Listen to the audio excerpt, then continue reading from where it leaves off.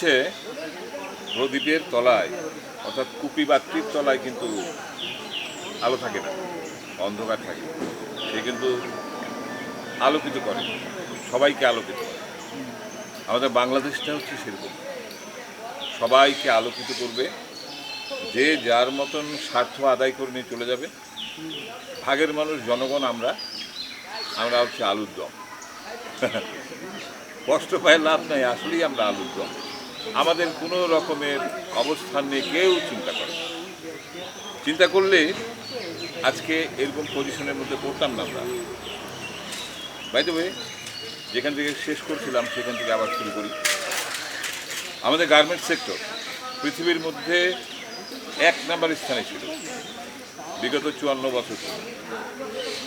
এই মানুষটি আসার পরে এটা বন্ধ হয়ে গেছে। সুতা আনতে দেয় না ভারত থেকে আরও কিছু কিছু জিনিস কাঁচামাল আসে, সেটা আনতে দেয় না। কোথা থেকে আনতে হবে? তুরস্ক থেকে। কোথা থেকে আনতে হবে?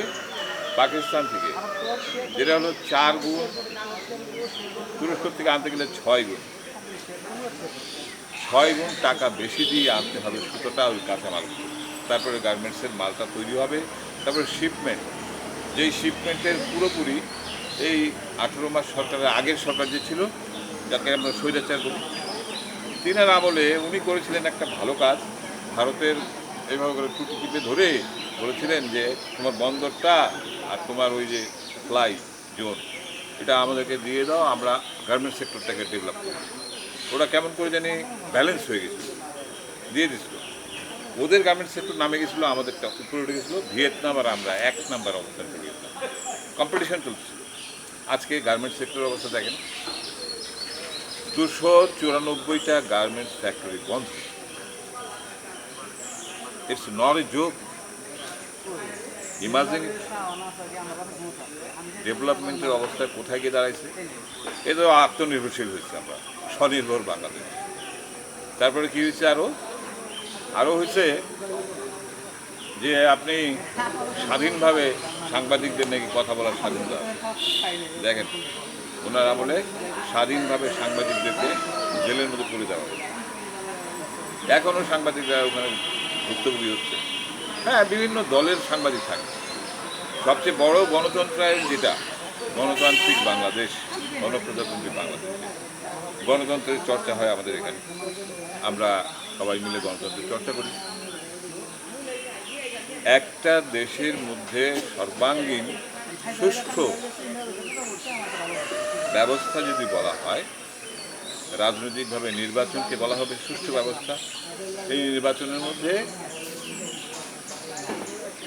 মিনিমাম 11 থেকে 12টা দল নেই, এটাই গণতন্ত্র হলো। জনগণের ভোটাধিকার 11টা 12টা দলের থেকে নাই হয়ে গেল। তাহলে কী হলো? হাফ দেশে হাফ দেশের জনগণ করছে কাজ। এটা গেল স্বনির্ভর বাংলাদেশ। এই অবস্থা এখনো পর্যন্ত বিরাট। বাই দ্য ওয়ে, বর্তমান সরকার আমাদের একটু ডেভেলপমেন্টের দিকে আগাচ্ছে। দেখি তাকে কত দূর আগাতে দেয়। এখনই যে প্রেশার শুরু হয়েছে সরকারের উপরে, এটা করা যাবে না, ওটা করা যাবে না, সেইটা না, ওইটা না, একদম ভেতরে সংসদ দেখলেই বুঝবেন যে এখনো ভেতর ধরে করবে। আরে ভাই, আমরা তো আত্মনির্ভরশীল হবো না, আমাদেরকে তো আগাইতে হবে, আমাদের সামনে আগাইতে হবে। এক্স্যাক্টলি। এই অবস্থা যদি চলতে থাকে, বহির্বিশ্বের সঙ্গে যোগাযোগ কূটনৈতিকভাবে, রাজনৈতিকভাবে নেই। কূটনীতি একটা দেশের মাথা, মেরুদণ্ড। বহির্বিশ্বের যোগাযোগে, ব্যবসা বাণিজ্যে, শিক্ষা, স্বাস্থ্যে, সংস্কৃতিতে, সব কিছুতে জিরো। এখনো পর্যন্ত জিরো অবস্থা দাঁড়ায়। বাইরের ব্যবসায়ীরা আসতে চায় না এই দেশে। কেন? ভয় পায়, মবের ভয় পায়, কি অরাজকতার ভয় পায়, আইন কানুনের ভয় পায়। ল অ্যান্ড অর্ডারের অবস্থা তো দেখেন কী অবস্থা। এই উপদেষ্টাদের আমলে ল অ্যান্ড অর্ডার, বিচারকদেরকে দাম করে নামায় দেওয়া হচ্ছে। এটাতে আত্মনির্ভরশীল হয়েছে। জীবনে কেউ কোনোদিন দেখেনি কেউ। বিচারক 12টা বিচারককে নাই করছে 1 সেকেন্ড, এবং ওখানে গিয়ে মব সৃষ্টি করা হচ্ছে। দ্বিতীয়ত, মুক্তিযুদ্ধ, যার বদৌলতে আজকে বাংলাদেশ বাংলায় কথা বলতে হচ্ছে, নাহলে আমাদেরকে উর্দুতে কথা বলতে হতো। এই বাংলাদেশের মুক্তিযোদ্ধাদেরকে গলার মালা ঝুলাই দেওয়া হয়েছে। সবচেয়ে বড় ব্যাপার হচ্ছে স্বশিক্ষায় শিক্ষিত এবং একাডেমিক শিক্ষায় শিক্ষিত যারা করে শিক্ষক, আমাদের গুরুদেব বাবা মার করার অবস্থান, সারা বাংলাদেশ তাদেরকে জুতার মালা পরায় লাঠি দিয়ে তার থেকে বাইক। এই ছিল আমাদের আত্মনির্ভরশীল বাংলাদেশ ছিল। এখন একটু এগুলা রিজার্ভ হয়েছে, এখন একটু স্বাভাবিকতায় আসছে, মানে একটু মানে অনেক ভালো স্বাভাবিকতায় আসছে। এখন আল্লাহ আল্লাহ করি যে এই সরকারকে যেন কাজ করতে দেয় মানুষকে ভালোভাবে। এই ছিল আজকের স্বনির্ভর বাংলাদেশের অবস্থা। একটা উদাহরণ দিই, পাশের দেশকে নিয়ে আমরা লাফাচ্ছি না, খুব ট্রিং ব্রিং করতেছি, এটা নিয়ে নিবো ওইটা নিয়ে নিবো, 7 সিস্টার বলতেছি। ওই সরকার বলছিল আর কি, বিগত 18 মাসের সরকার। 7 সিস্টার্স ইজ দ্য ল্যান্ড ল। আমরা হলাম সমুদ্রের মালিক, আমরা মালিকত্ব দেখাবো আমরা, ওদেরকে আমাদের সঙ্গে আসতে কাজ করতে হবে, ওটা আমাদেরই আন্ডারে থাকবে। এরকম করে বললে একটা দেশের কূটনৈতিকভাবে মাথায় লাগে। এটা বলবে কেন ভাই, বলার দরকার কী করবো, ওর দেশ ও চাকরি চাইবে। বাই দ্য ওয়ে, এইটা এখন ওদের উপর বিষ করা হয়ে গেছে। ওদের আত্মনির্ভরশীলতা আর আমাদের আত্মনির্ভরশীলতার মধ্যে আকাশ জমিন তফাৎ, তারপরেও আমাদের বোধোদয় হয় না। এই যে ইউরেনিয়াম নিয়া আর পারমাণবিক পাওয়ার নিয়া ইরানের সঙ্গে যুদ্ধ চলছে আমেরিকা সাহেব। তো স্যারের যুদ্ধটা, আমি তেল গ্যাস ইউরেনিয়াম সমস্ত মালিক, আমাকে দিয়ে দিতে হবে। ভেনেজুয়েলার প্রেসিডেন্টকে যেমন ধরে নিয়ে আসছে, তার তেল গ্যাস নিয়ে নিছে, সেম ইরানকে করতেছিল। একই রকমের অবস্থান ওরা আগে থেকে ভাবে।